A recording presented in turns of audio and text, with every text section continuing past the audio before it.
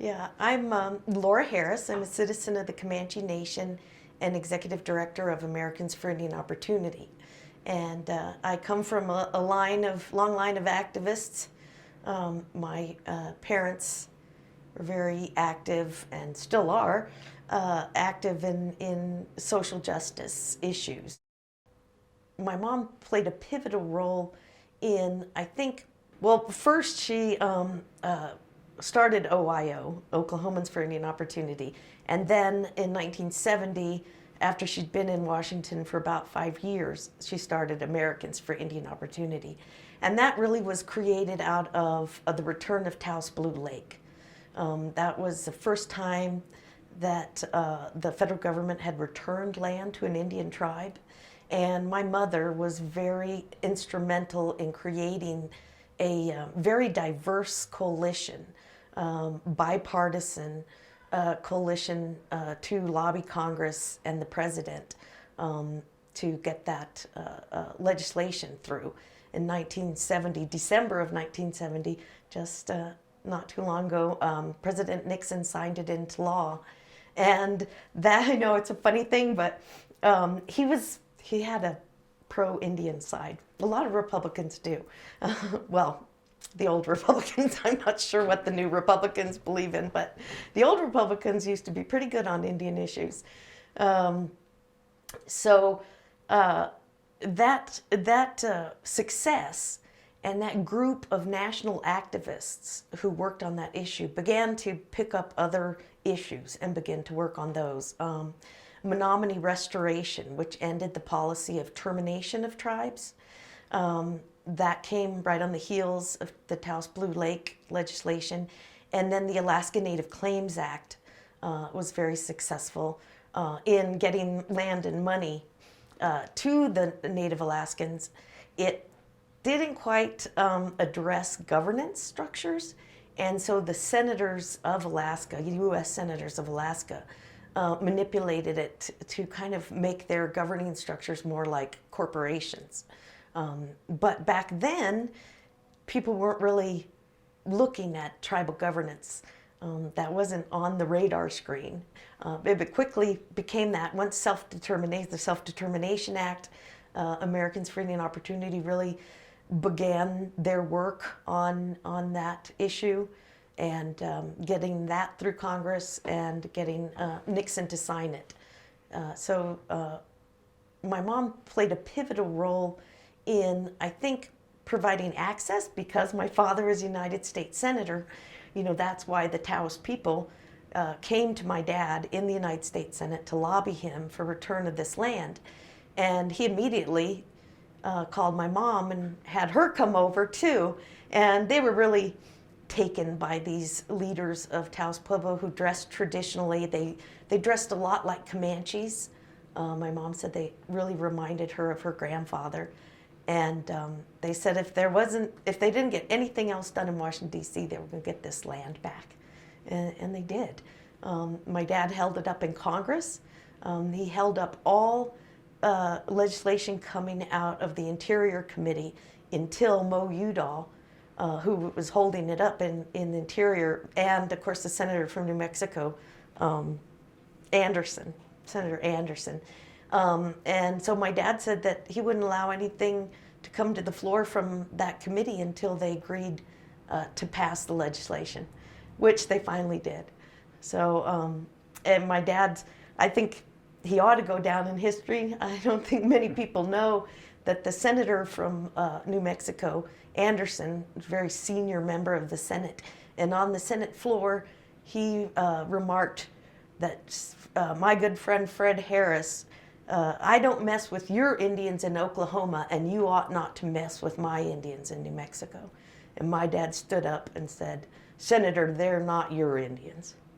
So that was that was just a huge thing back then. Was that a prevailing gentleman's agreement? Yes, that was a prevailing agreement because Indians equal money. They're like having a military base in your state because they get direct federal appropriations, and that money is spent not on Indian land, but outside of it. And so the dollar gosh, I can't even remember. It's less than 50 cents how when the dollar rolls over, inside a Native community. It was bad back then. It's still pretty bad. So the senators considered them a voting bloc that they could control, and also their federal appropriations could be spent in a way that the senator advocated for them to be spent by the tribe. They had a great deal of power over Indian tribes back then. Ladonna started the National Indian Opportunities Council that was out of the White House, and Hubert Humphrey, the vice president, first Humphrey, then Agnew, were the chairs of it. And the membership was made up of cabinet level officials, secretaries and directors of agencies. That helped create that notion that each federal agency had an obligation, was under treaty obligation and the trust responsibility that came with those treaties in exchange for land. So we didn't just give up our land, we created these agreements where we would get education, health care, and the United States government would maintain the general welfare of Native peoples. We signed treaties and gave away land in exchange for those services. So the Department of Interior doesn't provide those kinds of services for the large part, and we wanted access to these other services like housing and the Department of Education. So institutionalizing and educating the federal government that tribes are governments was really a thing that Americans for Any Opportunity did a lot of. What Ladonna found was that you couldn't make change. You couldn't change policy. You couldn't move people to advocate or support Native issues until you brought them up to speed, until you gave them a little what we called Indian 101. So we now provide that training for all kinds of people, government officials as well as corporations, foundations. We call it Indian 101. It's really from an anti-racist standpoint, a transformational experience that helps us build allies. It's not a sugarcoating of history, but a real telling of history. We would call it 500 years in 5 minutes, although it usually takes about an hour.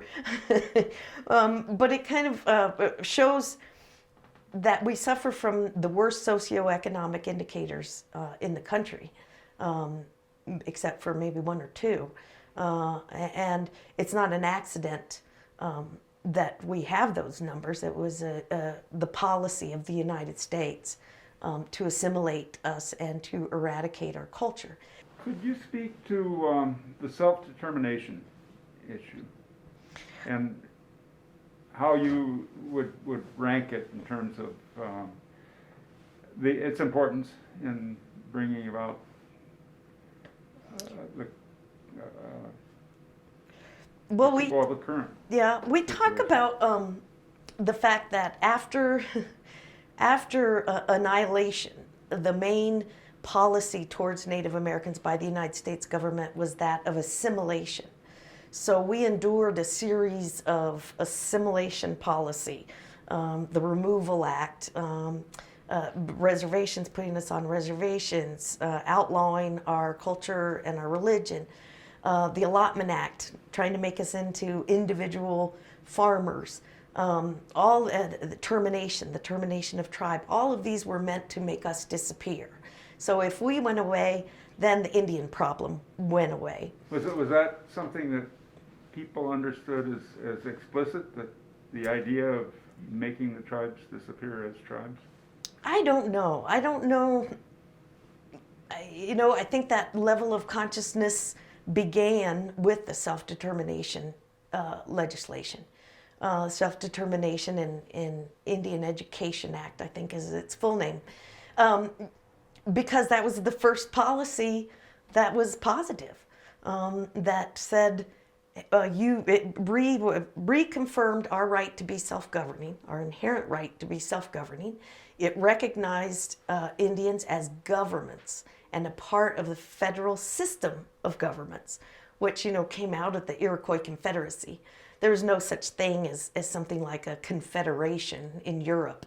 And we know that the Founding Fathers and John Locke, the author of Natural Law, they studied the Iroquois Confederacy.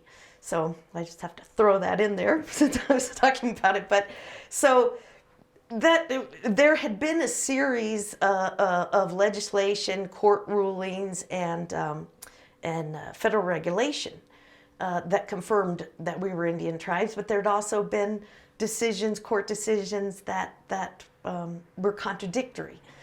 So the Self-Determination Act was really one of the first pieces of legislation that moved us forward. Lyndon Johnson was the first president to say that Native Americans are citizens of the United States and therefore are eligible for all services, no matter what branch of government.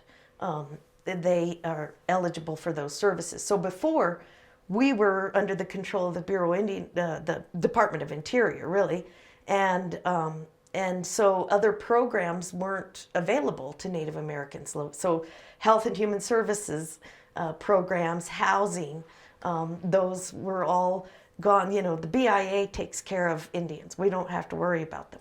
So for the first time, Lyndon Johnson, he appointed the first Native American to be Commissioner of Indian Affairs, and he told him, Louis Bruce, go down to the Smithsonian and get a war club. It kind of sounds like Lyndon Johnson, and knock those secretaries over the head until they understand that Native Americans are citizens of the United States. So that mindset really changed.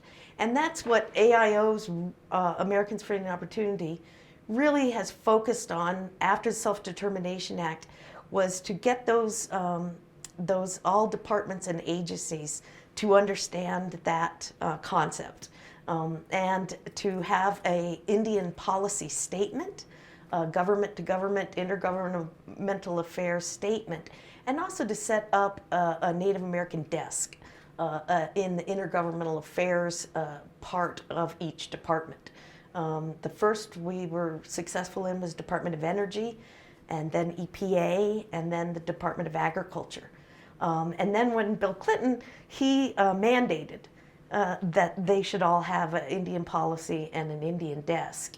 And that still didn't make it administration-wide. There were still holdouts, and there still are, even though President Obama issued a similar mandate to the departments.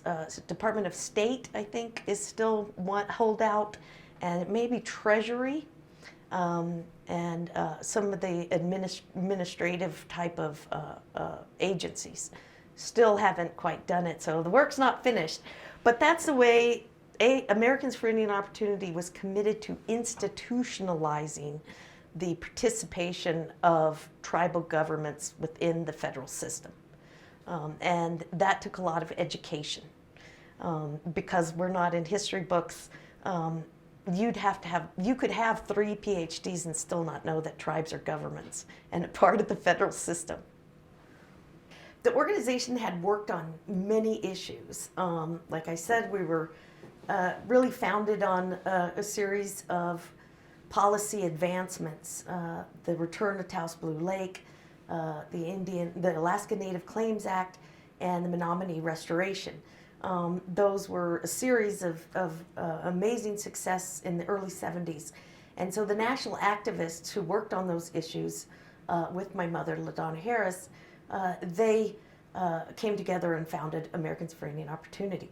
So we've worked, we started really advocating for urban natives, and we're another policy of assimilation was the Relocation Act, which moved either voluntarily or by force Native Americans out of rural areas and into the cities to really to become factory workers mostly and domestic workers. So we've worked on urban issues, we've worked on housing, education, getting control of your own resources, founded the Council of Energy Resource Tribes, which was called the Indian OPEC at the time, and then that led to, of course, environmental protection. We really worked hard with a lot of tribal governments to start building their own environmental codes and creating a government-to-government relationship with the EPA and Indian tribes. And then we started working with tribal governments. Were you pioneers in the environmental? Yeah, mostly because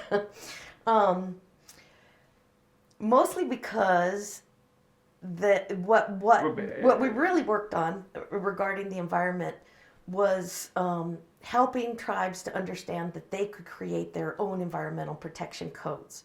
So, for instance, we helped Isleta Pueblo in the early days to set environmental standards, and their water standard was higher than the federal government and Albuquerque. So because they were downstream, they were able to force Albuquerque to raise their water quality standards. And I'm not sure if we ever won against the Air Force Base there and the leaking that took place, leaking of toxic material into the Rio Grande.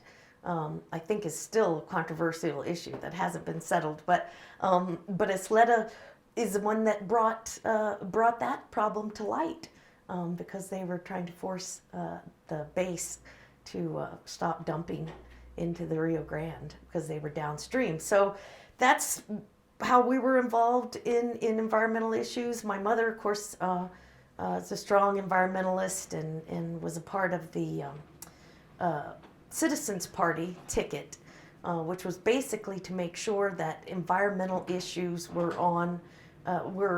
debated by presidential candidates, and it really brought that issue to presidential politics for the first time. And then that came first, and then the Green Party, of course, carried on that tradition. But then both the Republicans and Democrats talked about protecting the environment in their presidential campaigns. So that and then EPA was the first agency. I think it was EPA and then Energy to adopt an Indian policy statement, a government-to-government relationship with Indian tribes, and to set up a tribal liaison office within the Environmental Protection Agency. So that's really where our work centered on. And then after we started working with tribes and tribal governance, my mom first said, "Why are we so poor if we own all this land?" And that led to the start of the Council of Energy Resource Tribes. Then why do people say that our governments are dysfunctional or we can't make decisions? You know, there's got to be a reason for that. Of course, the underlying reason is that as part of the assimilation policies, we were forced to adopt foreign forms of government in the form of the Indian Reorganization Act. Forced us to adopt representative government, one man, one vote kind of thing, and otherwise we wouldn't receive federal appropriations. So we didn't have a constitutional convention like our founders did, where they articulated their values and then imbued a document with those values. Those documents were imposed on us, and they were mostly created, once again, to look more like corporate governance than actual government. A lot of tribes now have shifted and created their own constitutions, which are imbued with their values. But it's very difficult because we're products of the United States. I don't want to say propaganda, but that's really what it is, and the education system. So we like most people, think that Constitution is unchangeable, that it's, you put it up on high and you can't ever touch it. That's what the mentality of a lot of tribes used to be. But now we have a better understanding that that's their document and they can rewrite it if they want to. And so a lot of tribes have. Comanche? Well, we drafted one once that was really, really good. And then I don't know, some big thing happened and everybody went looking at that, and then new leadership was elected, and so it kind of went by the wayside. The rumor is that our lawyers, our Washington, D.C. lawyers, which included natives, looked at it and stripped it of all of its cultural aspects because that made it too long. And so then it wasn't in the spirit. Actually, every community, Comanche community, was able to contribute to the rewriting of that Constitution. So, and the Comanche Nation included the residents of Albuquerque. We've organized, we have a little political social group that we call ourselves the Toya Band of Comanches. Toya means mountain in Comanche. So we're the mountain band of Comanches, and we often get political leaders that come out and campaign us here. And sometimes we're offered services where we can get our tribal ID made and new glasses, services that are afforded to the folks who live near the tribe. Would it have been imaginable at, well, in Lyndon Johnson's day, that there would someday be Secretary of the Interior like Deb Holland? I think we certainly envisioned that was a future possibility. And as Congresswoman Deb Holland says, soon to be Secretary of Interior, she is the nominee. She says that when she first got to Congress had never heard a voice like hers. And she repeated that the United States Cabinet has never heard a voice like hers, and neither has the Department of Interior. And it is that movement to win her nomination by the Biden administration set a new precedent. It was the first time ever that a grassroots effort influenced the nomination of a member of the president's cabinet. Usually, it's the old boy system. That's, I'm an old boy. I thought, well, we need some letters of recommendation. We should look at, who do we know that's on the transition team? Who do we know that knows people on the transition team? Let's start talking to them and educating them and get them to push, Native appointments in non-Native positions, which is what Obama was very successful at doing. But then, there's Native Americans on the transition team. That's, I think Obama did have some too, but certainly this past administration didn't. And so that education of the nomination process about Indians and Indian tribes and us as contemporary people, you didn't have to do that because we were included in that decision-making process. So that old boy influential process, I'm sure, happened for other folks, but for Congresswoman Holland, it was tribal leaders, it was environmentalists, it was progressives, it was movie stars and entertainers, and they all got together and put pressure, almost to the point where the administration, Biden administration, really didn't have a choice anymore because it had moved so far past that old boy system of how cabinets are usually put together. So we've changed that. Deb Holland, in her service in the United States Congress, being elected and then being nominated to be Secretary of Interior, has changed probably that process forever. I just think that's exciting and fascinating, and it's really neat. I really support her So like I said, that's that culmination. Really, you can see the direct result of the work that took place, not just AIO, but many organizations throughout the country, many activists, many tribes leading the way, tribal leaders leading the way, a lot of movement that came out of urban areas. We're really seeing all that momentum. And now, two really important things is get some more Native American candidates, get more Native Americans registered to vote, follow the Stacey Abrams and all those wonderful organizations in Georgia that created these, created solidarity amongst people of color and progressives and environmentalists.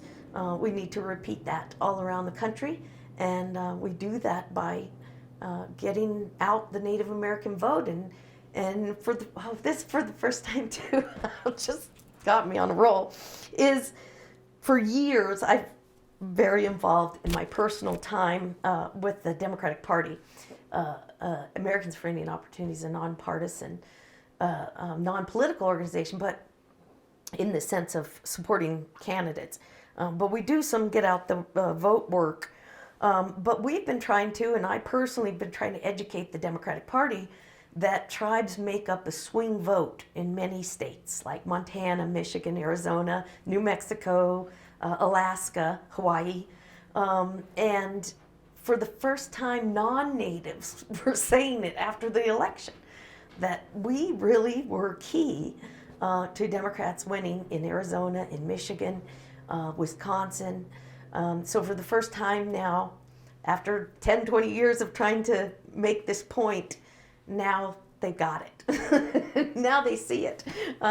So all of these changes, becoming more, to participate more in the political culture of the United States in a more visible way, and being, creating a more reflective government, a government that reflects our population.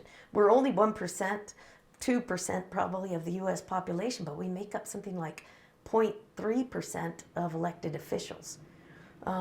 So, and we are way disproportionately represented in negative socioeconomic indicators.